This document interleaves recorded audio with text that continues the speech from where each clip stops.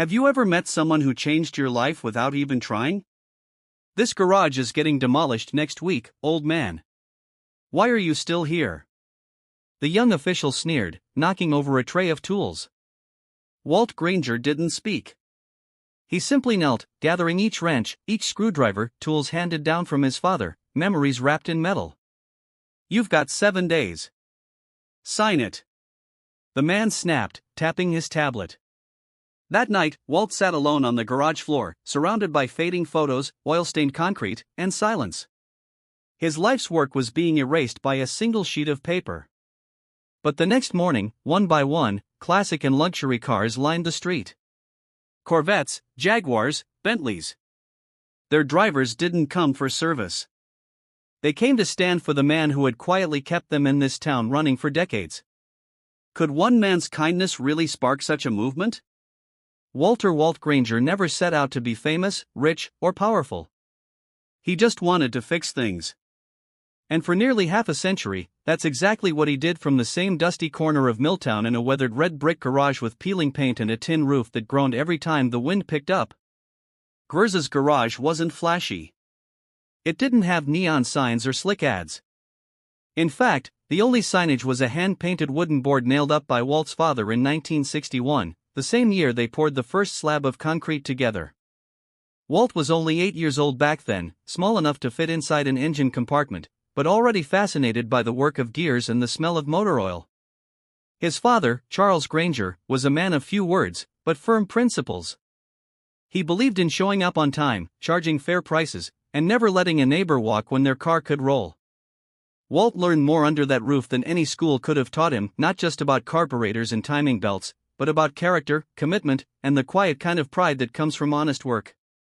Wait, could this be the moment everything changes? As years passed, Granger's garage became more than just a repair shop. It became part of the town's heartbeat. Kids learned to ride their bikes in its parking lot. Veterans swapped stories over oil changes. Local bakers brought fresh pies instead of cash when times were tight, and Walt never once turned them away. He fixed trucks for single moms, tuned up church vans for free, and once walked a mile in a snowstorm to jumpstart an old farmer's tractor, just so his cattle could be fed. There were no invoices for those kinds of jobs, just handshakes, nods, and the occasional loaf of banana bread. Walt wasn't the type to talk much about what he did. He never posted pictures or kept a ledger of good deeds. But the town remembered.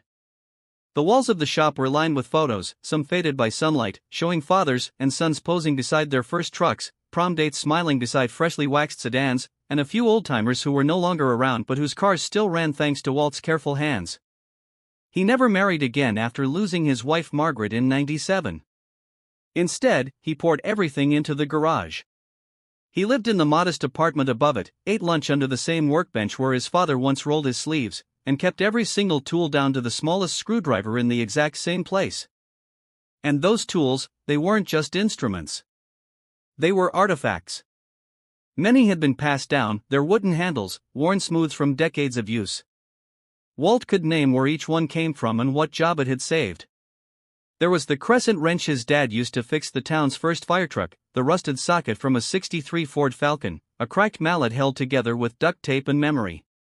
Walt Granger wasn't rich. He didn't vacation or upgrade his phone every year. But when people talked about him in barbershops, at church, over coffee, they used words like solid, dependable, and good. In a world that moved too fast, where most things were disposable, Walt was something rare, a man who stayed, who served, and who quietly kept his town rolling, one car at a time. It happened on a Tuesday, the kind of quiet morning Walt Granger loved. The air was crisp, the coffee was black, and he was elbow-deep in the engine of Mrs. Dempsey's '92 Buick, a car he'd serviced since it first rolled off the lot back when her late husband still drove her everywhere. Walt had just tightened the last spark plug when he heard the footsteps. Too quick, too polished, not the boots or sneakers he was used to hearing around the shop. He wiped his hands on a rag and turned just as a sharp voice cut through the quiet hum of the garage. Walter Granger. The man standing in the doorway looked like he didn't belong. Not in this part of town. Not in this garage. Early 30s, neatly pressed suit, tablet in hand, expression set it in that polite yet impatient way only bureaucrats seem to master. I'm Ethan Brewer from City Development. I'm here to confirm receipt of your official notice. I need your signature. Walt blinked. What notice? Without waiting for an invitation, the young man walked briskly toward the workbench, tapping his tablet screen. Rezoning plans. Council approved them last month. This block's been designated for commercial redevelopment. Upscale retail, sidewalk cafes. The works. Walt raised an eyebrow, slowly removing his gloves. This garage has been here for 60 years. Exactly, Brewer replied, as if it were an inconvenience, which means it doesn't meet current safety codes, environmental standards, or aesthetic requirements. You've got 7 days to vacate. Walt stared at him as if trying to translate a language he hadn't heard before. 7 days, he repeated. No relocation assistance.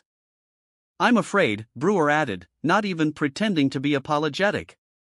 It's all in the paperwork. He handed Walt a clipboard with a highlighted line: eviction effective in 7 business days. Walt didn't reach for it. Look, Brewer said, tapping the counter now. How much longer can you really keep up anyway? You're still doing everything by hand. Cars today are basically computers. This place, he gestured around with a smirk, is a museum. Then he made a mistake. In one sharp motion, Brewer slammed his hand against the bench, knocking over a metal tray full of carefully sorted tools. Wrenches clattered. A socket rolled across the floor. A small screwdriver, its handle darkened with age, skidded to a stop near Walt's boot. Silence filled the room. Brewer didn't seem to notice. Just sign it. You're not going to fight City Hall. Walt didn't answer. He slowly bent down, knees groaning, and began picking up the tools one by one.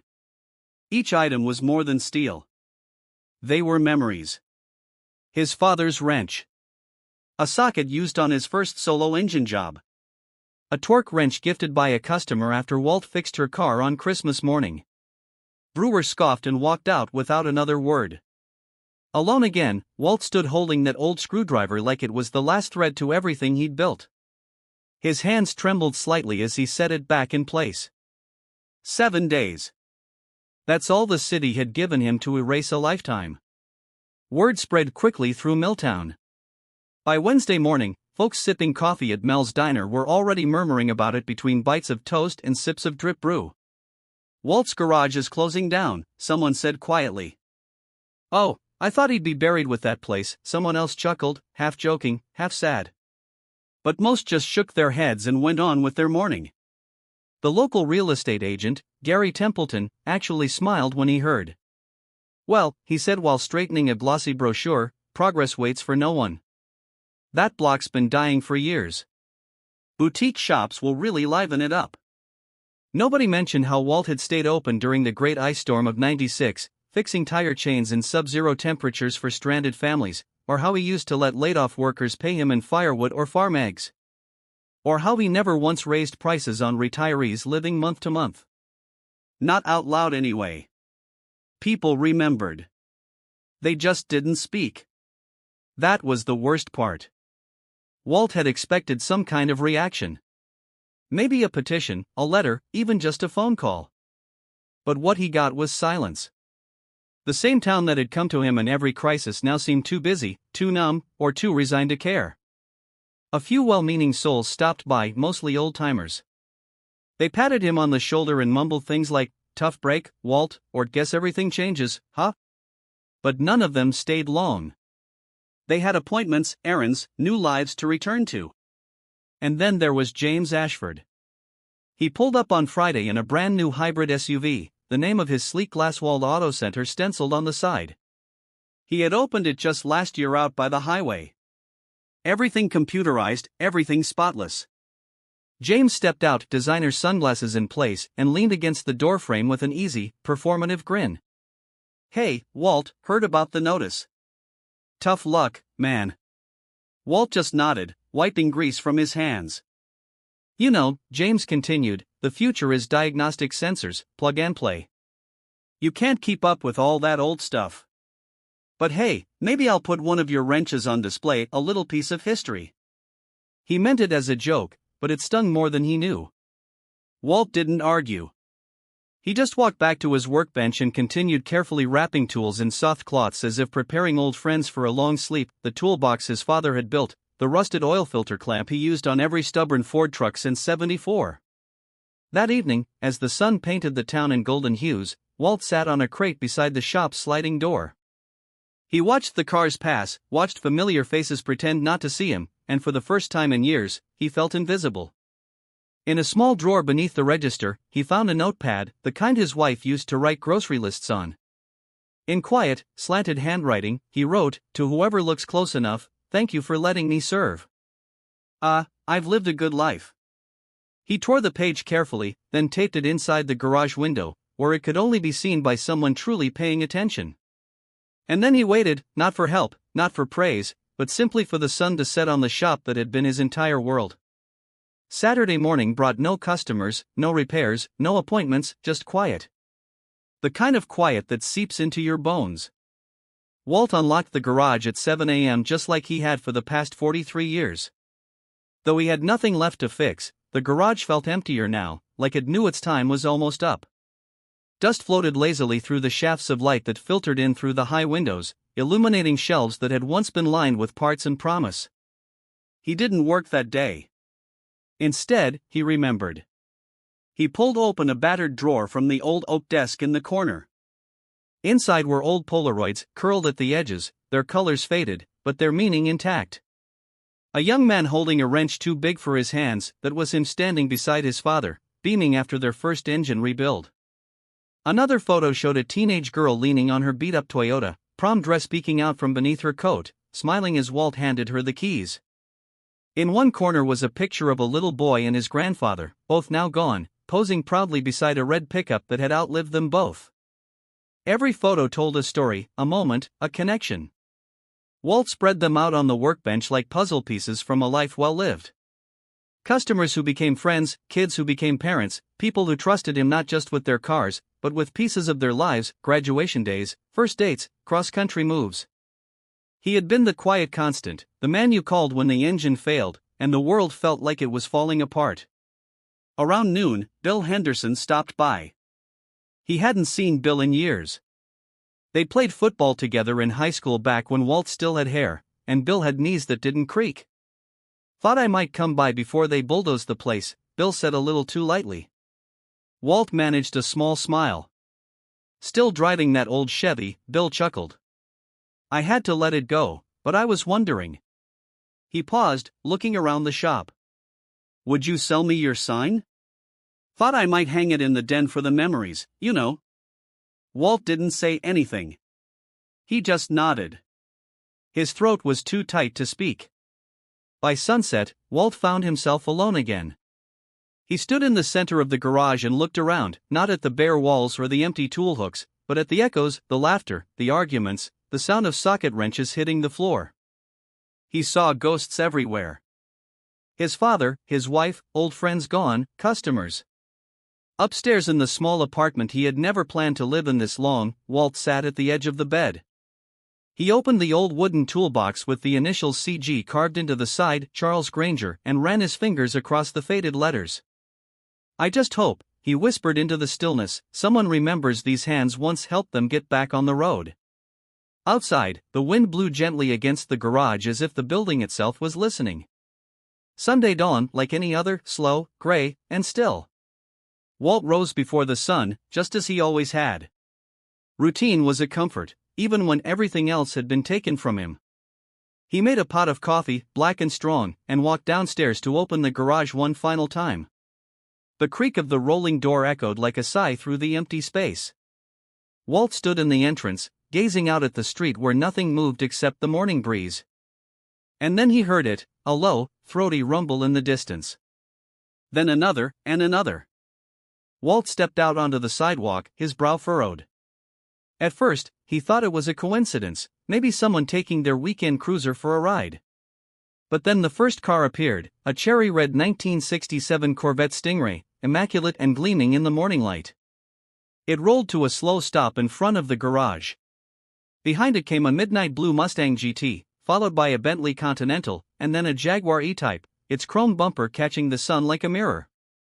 One by one, more cars pulled up. A Dodge Charger, a Rolls-Royce Silver Shadow, a '64 Pontiac GTO, a Porsche 911. Every car pristine, restored, loved. The street, once so quiet, now vibrated with the music of combustion and memory. Walt stood frozen in the doorway, the wrench still in his hand. Neighbors opened their blinds. People poured out of their homes. Phones were raised. Videos started, but for a moment, no one said a word. It was too surreal. This quiet little garage on the edge of town suddenly transformed into something sacred. The door of the Corvette opened, and a man stepped out. Tall, confident, early 40s. Walt squinted, then blinked in disbelief. "Tyler Johnson," he said softly. The young man, now grown, approached, holding a worn photograph in his hand. It showed a teenage version of himself standing next to Walt, both grinning beside a broken-down Honda. "I told you I'd pay you when I got my first paycheck," Tyler said, his voice cracking. "That job changed my life. I own a tech company now, but you're the reason I ever got through the door." Walt opened his mouth, but nothing came out. Then came Sarah Chen, now a trauma surgeon, holding a framed certificate. "You patched my tire the night before my medical school entrance exam. I made it because of you." Then Marcus Williams, now a respected judge. "You kept my car running all through law school, even when I couldn't afford it. You said to pay it forward. I did." One by one, they stepped forward. Teachers, veterans, truckers, mothers, CEOs. Each had a story. Each had a debt they could never repay. And now they had come to honor him. Not with money, but with presence, with memory. Walt looked around, eyes wide, jaw trembling. He had never asked for thanks. But the town had remembered him anyway, and they came not just to say goodbye, but to make sure the man who'd kept them all going would never be forgotten. The street had become a living tribute, a roaring, humming celebration of one man's lifetime of quiet service. But even as stories flowed and the crowd thickened, Walt Granger stood off to the side, stunned and silent, his calloused hands gripping the edge of the garage door like it was the only solid thing left in the world. Social media had caught fire. Live streams from onlookers were already going viral under the hashtag Walt and Granger's Garage, trending first locally, then statewide. But none of that mattered to Walt. He wasn't a man of screens or clicks. He was a man of bolts and grease, of handshakes and loyalty. Then a sleek black Mercedes pulled up. From it stepped a man in a tailored gray suit, silver hair combed neatly back, a city seal pinned to his lapel. He didn't walk with arrogance. He walked with purpose. Walt squinted. There was something familiar about him. "Walter Granger," the man asked, stopping just short of the garage entrance. "I doubt you remember me. I was 19 when you taught me how to change my own oil in a borrowed Buick. I had $20 in my wallet and a college loan hanging over my head." Walt tilted his head, the memory slowly forming. "Thomas Grant," he said, barely believing it. The man smiled. "Now, Director Grant, Department of Transportation." Gasps murmured through the crowd. The same man who once crouched under a dripping car with Walt was now running city-wide infrastructure. "Mr. Granger," Grant said, pulling out a framed document with the official city seal, "it is my honor and my responsibility to present this certificate of recognition. For over 4 decades, you served not just vehicles, but people. You kept this town moving with dignity, with grace, and without ever asking for recognition." Walt's hand trembled slightly as he reached for the document. Grant leaned closer and added in a quiet voice, "And between us, there's an emergency council meeting tomorrow. Rezoning amendments may be up for reconsideration." The crowd, silent just a moment ago, erupted into cheers. Some clapped, some cried, others simply stood still, hands over hearts, as if witnessing something sacred. And still, Walt didn't speak. He just stood there, the certificate in one hand, his old wrench in the other, blinking back tears beneath his weathered cap. Then from the crowd, a small boy pushed forward, no more than 7, gripping a plastic toy car with a broken wheel. "Mister," the boy asked shyly, "can you fix this for me?" The entire crowd held its breath. Walt looked down at the toy, then at the boy, then at the street full of cars and faces he had helped carry through life. "If you believe I can," he said with a smile, kneeling to eye level, "then I still can." Cheers rang out again. Cameras flashed. But in that moment, all Walt cared about was the feel of the tiny car in his hands and the look of trust in that boy's eyes. It wasn't a retirement. It was a resurrection. Granger's garage didn't reopen the next day, but it didn't have to. Walt had made his decision quietly, without speeches or headlines. The city council's emergency meeting did indeed result in a pause on the redevelopment plan, enough to buy time, but Walt knew the world was changing, and he had no intention of standing in its way. He just wanted to leave on his own terms, with dignity, with peace. So the garage closed, but not in defeat, in honor. In the weeks that followed, the town of Milltown began to change. Not from city planners or zoning boards, but from within. Local schools introduced a new craftsmanship week, inviting welders, carpenters, seamstresses, and yes, mechanics to speak to students about the dignity of working with your hands. Walt was the first to be invited. He stood in front of a class of 9th graders, grease still under his fingernails, and held up his father's wrench. "This was given to me when I was 16, he said. "It's not smart. It doesn't run on code, but it's fixed more lives than you'd think." The students listened, not because he was flashy, but because he was real. The city also established the Walt Granger Scholarship Fund, offering financial assistance to students entering trade schools. Funded by anonymous donors, many of whom had pulled up that Sunday morning in luxury cars, the scholarship quickly gained local support. In its first year, 7 students received full tuition.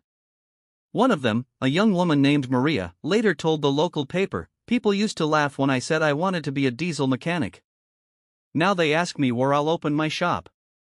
On the corner where the garage once stood, the building remained untouched. The city, after hearing the voices of the community, voted to preserve it as a historical site. They didn't remodel it. They didn't modernize it. They simply cleaned it up and installed a single bronze plaque by the door. It read, "Granger's Garage, EST 1961. A place where problems were fixed and people were never turned away." Walt still lived in the apartment upstairs. He no longer worked full-time, but the garage was open on Saturdays for walk-ins, mostly young people who wanted to learn. He didn't charge for the lessons. He just asked them to show up on time, clean up after themselves, and care about the work. He found joy again, not in rebuilding carburetors, but in rebuilding confidence, in handing over tools and watching new hands take hold. People still brought him pies, sometimes a fresh jar of pickles. One woman brought a quilt stitched from old garage shirts for cold nights, she said. And every so often, someone would walk through the doors, a stranger who had heard the story, seen the videos, or read about it online, and say, "Are you the guy who?" Walt would nod, smile softly, and gesture to the photo still hanging on the wall. "I'm just the guy who kept the lights on," he'd say. But everyone else knew he was the one who had kept the whole town running. Some nights, Walt sat by the window of the upstairs apartment, the same one he'd once considered leaving behind. From there, he could see the garage quiet, still, but alive in memory. He often thought about what people chase in life: titles, status, speed. The world kept rushing forward faster every year, full of things built to break and replaced in a blink. But he'd spent his life fixing things, holding them together, not just cars, but people, too. And in the end, that had mattered. He didn't have a retirement fund worth bragging about. His fingers ached when the weather turned, and the toolbox by his side had more rust than paint. But when he closed his eyes, he didn't see loss. He saw the smile of a teenage girl driving off to prom. The grateful nod of a young father who could now get to work. The look on little Leo's face when he held that old wrench like it was gold. That was his wealth. That was his legacy. People often ask, what kind of world are we leaving behind for the next generation? But maybe the better question is, what kind of values are we passing along? Walt didn't preach. He didn't post quotes on social media.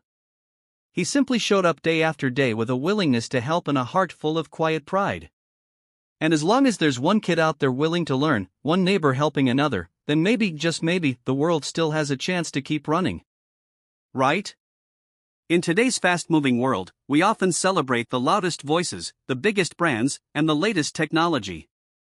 But stories like Walt Granger's remind us that real impact rarely makes headlines. It happens quietly in garages, kitchens, and backyards. In every person who chooses to serve others, not for attention, but because it's the right thing to do. Walt didn't leave behind a mansion or a media empire. What he left was far more lasting: trust, respect, and the kind of legacy that can't be measured in dollars, only in lives touched. So here's the question: have you known someone like Walt, a teacher, a neighbor, a parent whose quiet presence made a lasting difference? Or maybe you've been that person. Let us know in the comments below. Share your story or simply leave a name in honor of someone who never got the recognition they deserved. These are the stories that should be remembered. And if this story moved you, if it reminded you of something worth preserving, please consider liking this video, subscribing to Valor Stories, and sharing it with someone who still believes in the power of kindness, hard work, and community. Because sometimes it takes just one person with a wrench and a little heart to keep the whole town moving. Thank you for watching Valor Stories, where justice, memory, and simple acts of kindness are never forgotten.